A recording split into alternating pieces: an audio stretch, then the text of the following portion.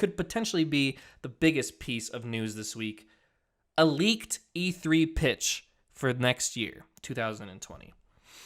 Now, the proposal for the E3 pitch starts out pleasantly enough, and it seems like they're trying to re-strategize how they're putting together this giant conference that goes on every single year. This historically relevant games conference, E3, has been going on since the games industry really started to get footing underneath it, and it has only grown in magnitude until the last couple years.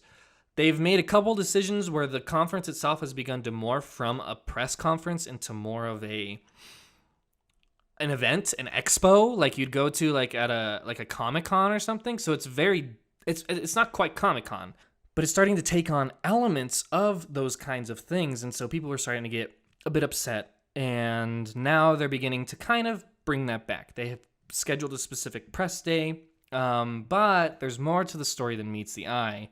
And I actually only heard about this through a particular group that I love called the Easy Allies.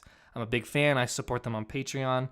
And they had a really good clip, I think, explaining and breaking down this particular moment. So I'm going to go ahead and play it here. Audio listeners, go ahead and listen up. I'm going to turn this up as best I can. But, of course, you can see the video on YouTube as well if you want to follow it there. But this is their breakdown. The Easy Allies are a games critic group that have been around for quite some time. They used to be of GameTrailers.com fame, and they transitioned after their site was closed into the Easy Allies group now. They're influencers, they're YouTubers, they're on Patreon. They're that kind of crew, and they're great. I love them so much. They're incredibly knowledgeable. So let's go ahead and listen to these guys.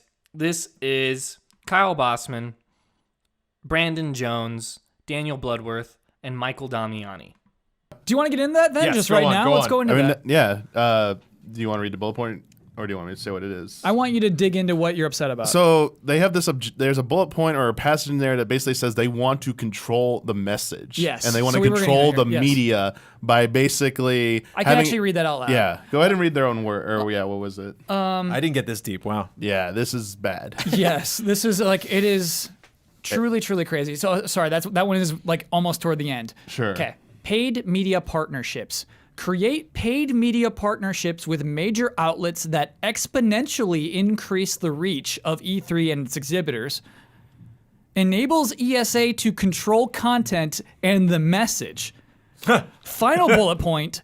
CNBC Tech Impact was a proof of concept that enabled ESA to build the show, own the content, and distribute it nationally. Now, Game Daily did a really good thing. They actually looked for that show. It's not on CNBC. It's apparently on Fox Business or in one other channel. Okay. But it was Weird. this one show that said sponsored content in the show's intro or something, but did not explicitly say the ESA paid us money to say these things. So Damiani's saying that slide right there, that's already a headline. Sure. They want to buy coverage. But they can't. I mean, yeah, but They did. I know, but people sniff that out. I don't see them being stealthy about it. I mean, it says right up front that's what it is. But Yeah. it's still But the problem is it's the attitude, the audacity of them to think that they could start doing. They still haven't even addressed previous controversy, the ongoing controversy of them mishandling all this private information and their own private information and their own stuff and publisher information, and still haven't really said anything other than we'll do something about it. Trust us. It's no, that's the whole point. We don't trust you. Why? That whole thing still exists, and now they're moving on to so let's see what other things we. To me, the ESA has been really problematic in its ties to E3. It feels like they are just trying to figure out more ways to make E3 bigger, but the ESA benefiting the most from it. It doesn't feel like they're doing it for the good of the industry anymore. It feels like they're doing it for the good of themselves and money. All these decisions they keep making reek of we just need to make more money because we have publishers backing out of E3. So what do we got to do? Let's get influencers to come and add more public people so we can recoup the losses that way, even though everyone's bailing out. I don't want to dominate this too much, but I just want to say, I want to say this in my little mini rant here. So I think Damiani here has a lot of really good points. He's pointing out the flaws in ESA's handling of the situation. And in fact, they go on to break down the story even further and talk about specific lines and just like the bull crap behind them. It's really interesting. So I would recommend that. That's the Easy Allies podcast, number 180. You can find that on podcast services or YouTube. And I think it goes live on Sunday, actually, because I have early access. In any case, thought that was great and just wanted to put that out there. That's, of course, for me, it's not going to affect me personally. I watch it for the news. News is going to happen anyway. I'm happy regardless. I don't go to the industry events. I would love to in the future, and maybe at that point, this would start to affect me more.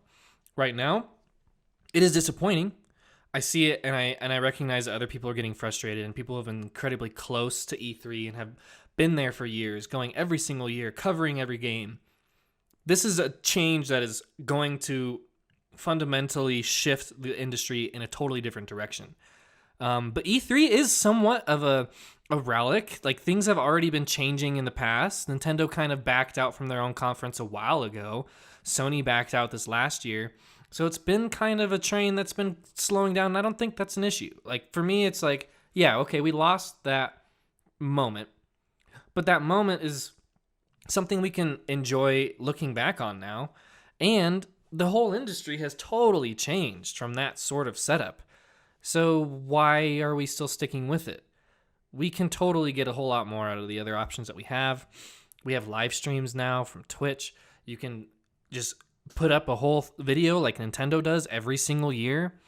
And now other producers and people are beginning to get their own news days and spread out their own announcements. And sometimes that's bad. And I know there is a cadence to the way that you handle that sort of thing in advertising. You have to be able to handle that correctly and time out trends and things like that. I know there's a whole system to it. I know it's not that easy. But at the same time, I really don't see the need for E3 as much as it used to be. I still think it's important.